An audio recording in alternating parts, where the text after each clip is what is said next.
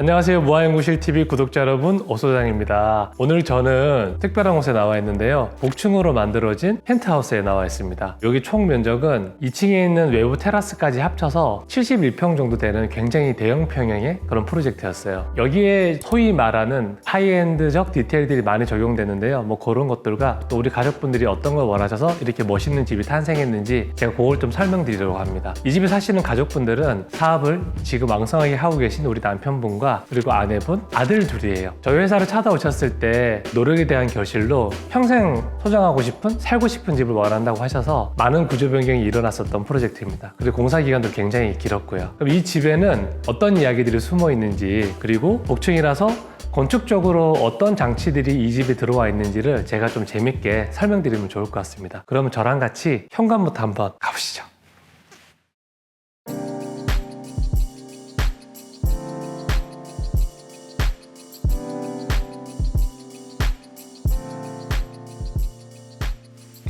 여러분, 여기는 현관인데요. 대형 평형들 보면 현관이 굉장히 작은 경우가 생각보다 아주 많습니다. 근데 그나마 이게 폭이 좀 나와서 저희가 굉장히 정갈하게 정리를 했고요. 현관 같은 경우에는 인트로 같은 느낌이었으면 좋겠다고 말씀을 하셔서 현관문을 열자마자 이렇게 오픈장이 되어 있습니다. 안에 조명도 멋지게 들어가 있는데요. 여기에는 이제 해외를 좀 다니시거나 컬렉션 하셨던 그런 오브제 같은 작품들을 좀 올려놓으시고 집에 들어왔을 때 내가 내 집에 왔구나, 수고했어, 이런 느낌을 좀 받고 싶다고 하셔서 저희가 현관 앞쪽부에 이렇게 오픈장을 설치를 해드렸고요. 여러분, 지금 제 뒤로 보이시는 이 거울 좀 재밌지 않으세요? 이거는 그냥 가구장이 아니고요. 여기 뒤편에 실외기실이 있습니다. 근데 실외기실 도어가 이제 방화법 때문에 방화 도어로 돼야 되는데 도어가 좀 못생기니까 걔를 가리기 위해서 페이크 도어를 설치를 했고, 도어는 1년에 한 2번 정도 여시게 될 것 같아요. 근데 거울이 있다 보니까 왔다 갔다 하면서 개방감도 좀 느껴지고, 거울 비례를 어떻게 했죠? 2형으로 분배를 했죠. 그랬더니 여기에 있는 수납장들의 문짝의 폭이랑 오픈장의 사이즈랑 이 거울의 폭이 공간적 리듬이 있는 것 같습니다. 그리고 중문은 좀 있으면 좋겠다고 말씀하셔서 저희가 충분히 상의해서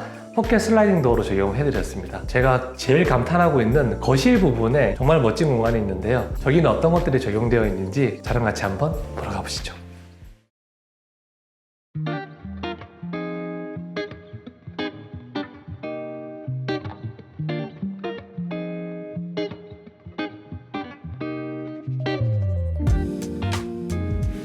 여러분, 여기는 거실인데요. 사실 이 공간은 지금 복층 공간이랑 그리고 주방, 다이닝이랑 다 연결돼 있어서 어디가 거실이다라고 말씀드릴 수는 없을 것 같고 공용부라고 제가 칭할게요. 이 가족분들하고 대화를 되게 많이 했을 때 가장 큰 우리 가족분들의 니즈가 그거였어요. 집이 이렇게 큰데 개방감이 너무 없다. 재밌는 게 여러분, 이 복층 공간이 뚫려 있으면 굉장히 개방감이 강할 것 같지만 공간이 어떻게 보일까요? 좁고 높게 보여요. 그래서 이런 것들은 개방감을 만들 때 이렇게 닫히는 부분과 복층으로 열리는 부분을 굉장히 계산을 잘해야 돼요. 그래야지 개방감을 가지게 됩니다. 냅다 그냥 다 뚫어놓는다고 개방감 있는 게 아니에요. 그래서 거실은 우리 가족분들이 원하셨던 초대형 TV입니다. 98인치 정도 되는 TV인데요. 저희가 가시거리를 계산해서 이 공용부라고 부르는 곳에 가족분들이 쉬실 수 있도록 그렇게 했고요. 그리고 가운데 뭘 놓지 않았던 이유가 있어요. 공용부에 비밀이 있습니다. 올라가서 제가 설명을 드리도록 할게요. 가시죠.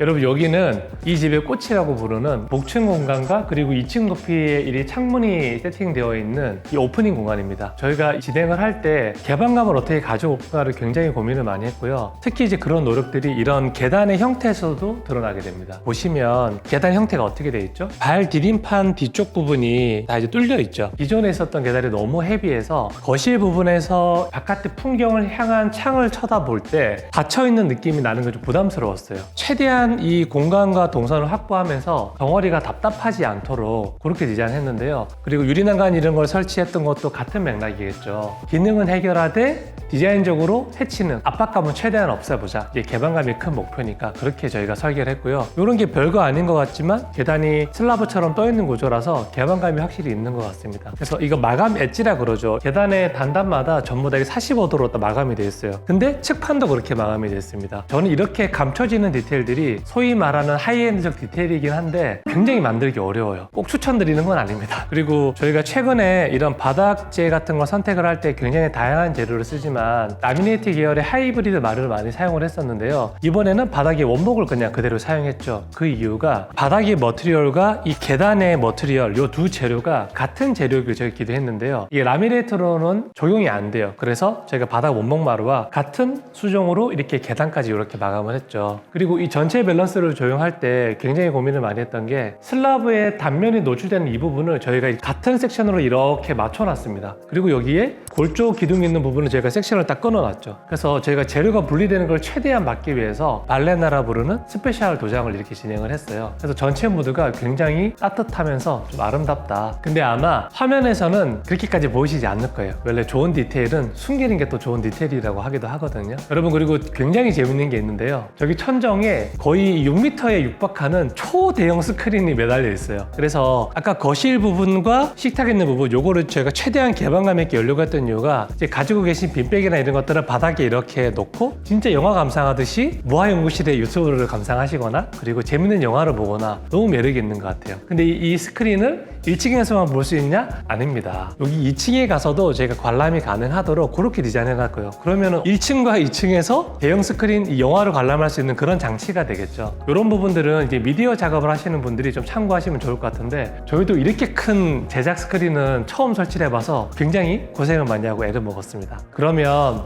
지금 제 눈앞으로 보이는 이 주방과 디자인적이 굉장히 뷰티풀하거든요. 주방으로 가셔서 또 어떤 장치를 저희가 만들어서 우리 가족분들의 삶을 뒷받침하고 있는지 설명을 드리도록 하겠습니다. 자, 그럼 저랑 주방으로 한번 가보시죠.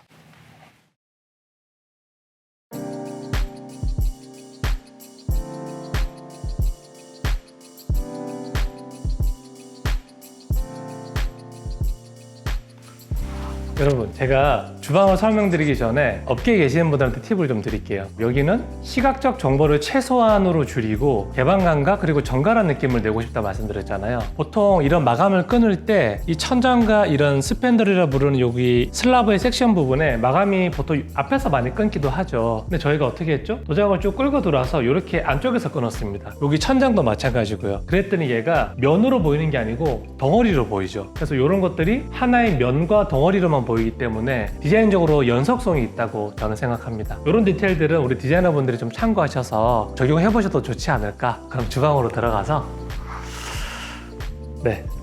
여기는 굉장히 큰 대면형 아일랜드가 있죠. 여러분, 제가 늘 말씀드립니다. 대면형 주방이라고 하는 거는 꼭 형태적인 모습이 아니라 주방에 있는 우리 가족들과 공용부에 있는 가족들이 벽을 쌓거나 소외되지 않고 옆으로 쓰더라도 얘기를 할 수 있는 이렇게 소통하는 구조를 저는 대면형 주방이라고 생각합니다. 그래서 어떤 형식을 따라가기보다 왜 필요한지만 제가 잘 해결하면 되는 문제잖아요. 근데 기존에 이제 이 주방 자체가 벽을 보고 있어서 최대한 가족들과 면할 수 있고 그리고 이런 것들을 바라보고 가족들과 이렇게 소통하면서 공간적 드라마를 만들기 위해서 했는데 이게 좀 공간적으로 복층의 매력이지 않나. 제가 요즘 복층으로 너무 이사 가고 싶어요. 테라스 딸린 집으로. 그리고 주방에는 다운 드래프트라고 하는 디트리시 프랑스제죠. 이 후드가 매립되어 있는데요. 제가 지난번 영상에도 설명드린 것처럼 이런 필터형 다운 드래프트 후드는 하부에 굉장히 큰 필터가 들어가 있습니다. 근데 얘를 위치에 따라서 서랍장 이런 커터리 같은 것들을 잘 배치하면 양쪽 다 사용할 수가 있어요. 이런 것들은 우리 업계에 계시는 분들이 좀 참고하시면 좋을 것 같고요. 지금 화면에는 잘 안 보이시겠지만 여기 밑에 로봇 청소기가 자동으로 딱 박혀서 숨을 수 있는 공간들이 들어 있습니다. 그래서 이런 것들이 시간과 공을 들일 수 있다면 디자인적 디테일이지 않나 그런 생각을 하고요. 주방 뒷공간으로는 생선을 굽거나 손빨래를 좀 하실 수 있는 그런 습관이 있다고 하셔가지고 다용도실에다가 보조 주방 하나 만들어 드렸어요. 그래서 다용도실에서 저런 세탁실과 보조 싱크대 가지고 주방의 기능들을 보완할 수 있다고 생각합니다. 그 출입문이 어디에 있느냐? 제가 한번 움직여 볼게요. 한번 가보시죠. 자, 예를 들면은 짠.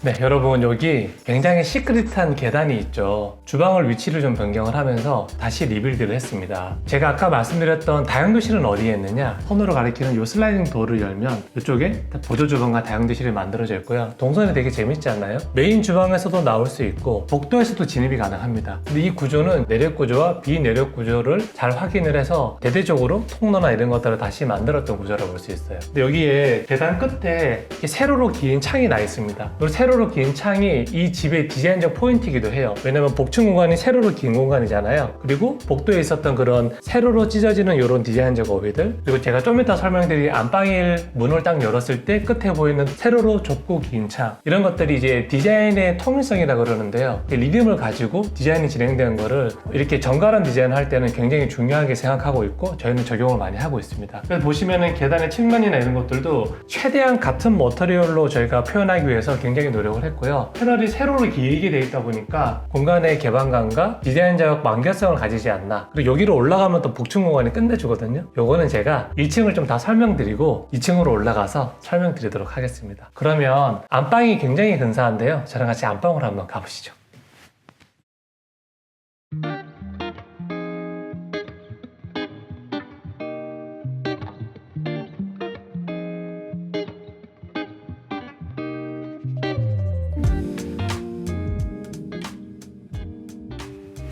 여러분, 여기는 안방이라고 불리는 공간인데 그 문을 열고 들어오면 굉장히 긴 형태의 안방이 있었습니다. 이번 프로젝트는 기존에 있었던 안방 공간이 너무 크고, 그리고 문 열자마자 안방이 한 번에 바라보이는 부분이 있어서 제가 공간적으로 좀 분할을 했어요. 그래서 안방은 양창형 구조입니다. 그래서 침대 배치나 이런 것들이 굉장히 중요하겠죠. 왜냐하면 침대에 누웠을 때 조망을 볼 수도 있으면 좋으니까 그런 걸 감안해서 저희가 침대 배치를 했고요. 그리고 우리 가족분들께서, 특히 남편분께서 이 오픈 드레스룸에 대한 좀 니즈가 강하셨어요. 그래서 저희가 여기에는 이 슬라이딩 도어와 조명이 들어온 오픈 드레스룸을 굉장히 고급스럽게 조용해 놨는데요. 이런 걸 할 때 제가 팁을 하나 드릴게요, 여러분. 처음에 의도하셨던 예쁜 오픈 드레스룸은 실제로 옷이 많이 걸리면 예쁘지가 않아요. 그래서 저희가 어떻게 말씀을 드리고 디자인적으로 제안을 드렸냐면, 안방이 굉장히 컸다고 말씀드렸죠. 그래서 안방을 나눌 때 저희가 뭘 만들어 드렸을까요? 왼쪽 편으로 이렇게 장을 쫙 만들어 드렸어요. 여기에 또 수납 공간 옷장이 있다 보니까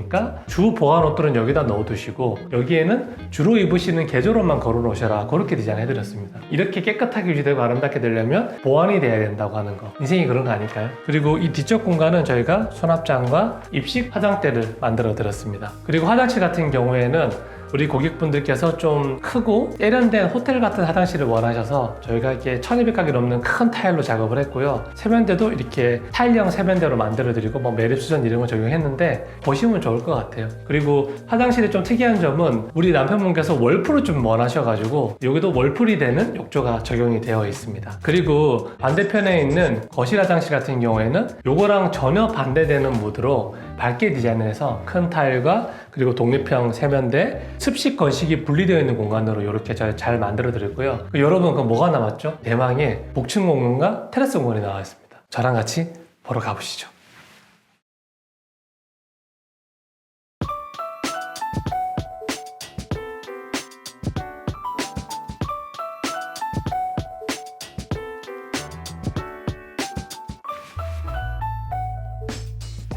여러분, 여기가 복층 공간입니다. 근데 이 복층 공간이 건물의 최상층이기 때문에 타선 제한 이런 것 때문에 끝이 꺾여 있죠. 그러면은 사선으로 꺾여 있는 이 벽체의 복층 공간을 어떻게 구조적으로 잘 활용했는지 제가 설명을 드릴 텐데요. 주방 뒤로 보여드렸던 시크릿 계단 말씀드렸죠. 그쪽으로 이렇게 올라오면은 여기 애기들이 뛰어놀기도 하고 여기서 앉아서 뒹굴기도 하는 멀티룸 같은 새로운 두 번째 거실 공간이 있고요. 그리고 메인 주 계단으로 걸어 올라오면은 아까 1층에서 제가 설명드린 것처럼 6m 가까이 되는 엄청난 사이즈의 스크린이 있다 말씀드렸죠. 그럼 여기 빔 프로젝터가 얘를 딱 때리면은 극장이 되는 거죠. 좀 매력적인 구조이지 않나. 뭔가 1층과 2층을 스크린이나 이런 장치를 이용해서 굉장히 다양하게 사용할 수 있다는 그런 장점이 있는 것 같습니다. 이 집에 70평의 형태에 걸맞지 않는 굉장히 답답함이 있었는데 왜 답답했었냐? 비내력벽 여기에 벽이 하나 채워져 있다 보니까 굉장히 답답하게 느껴졌던 거죠. 근데 이걸 개방시키고 유리라고 부르는 투가 재료를 썼더니 어떻게 느껴지시나요? 가로막고 있던 장막이 없어지고 2층 전체가 한 번에 익히니까 굉장히 개방감이 생겼죠. 이런 디자인들 장치를 좀 잘 사용하시면 되게 재밌을 것 같고요. 그리고 지금 여기 뒤에 있는 공간 같은 경우에는 지붕도 사선으로 되어 있고 정말 아늑한 다락방 같은 느낌이 납니다. 여기는 뭐냐? 우리 남편분 대표님을 위해서 저희가 시크릿한 아지트를 만들어 드렸어요. 여기는 우리 남편분께서 자기 원하는 취미도 하시면서 혼자만의 동거를 통해서 회사 운영하시면서 의사결정을 하실 수 있는 그런 아지트를 말씀드렸고요. 그리고 이건 좀 디자인적 얘기인데요. 멀티룸에 들어간 저 가구의 재료가 우리 주방에 들어간 재료랑 똑같습니다. 어떤 장점이 있을까요? 1층에서 바라봤을 때 여기 보이는 재료가 통일성을 가지니까 조금 더 공간이 분할되지 않고 이렇게 따라 올라가는 느낌이 나겠죠. 이거는 이제 세심하게 챙기는 디테일 같은 것들인데요. 굉장히 잘했다고 생각합니다. 저는 이런 여러 공간을 체험할 수 있고 이렇게 동선적으로